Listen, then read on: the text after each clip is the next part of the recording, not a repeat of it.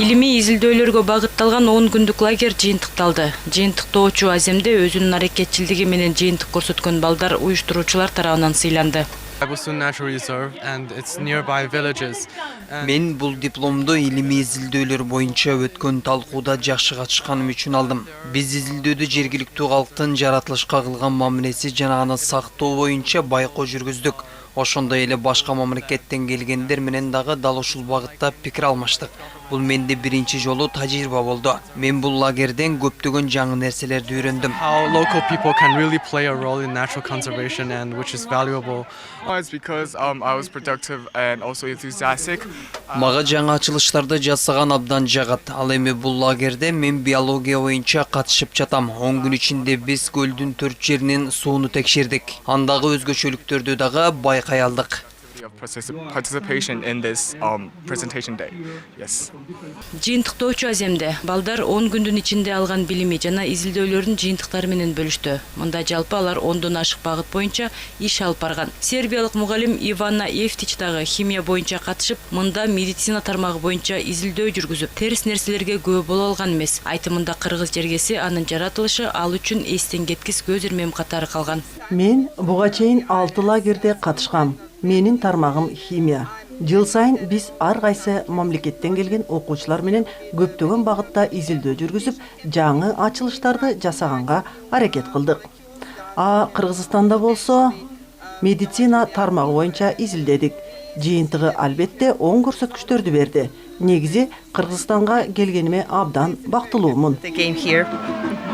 Мындан тышкары балдар археологиялык казылмалар өңдүү бир топ багыттар боюнча да иш алып барган. Ошондой эле улуттук аспаптар менен таанышып, үйрөнгөнүн жабылуу аземинде аткарып беришти.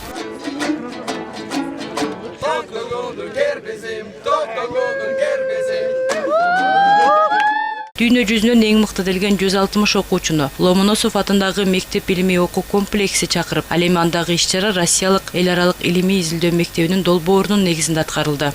Кыргызстандын природасына байланыштуу, Кыргызстандын жаатына байланыштуу, культурасына, маданиятына, тилине байланыштуу проекттер тандалып алынган.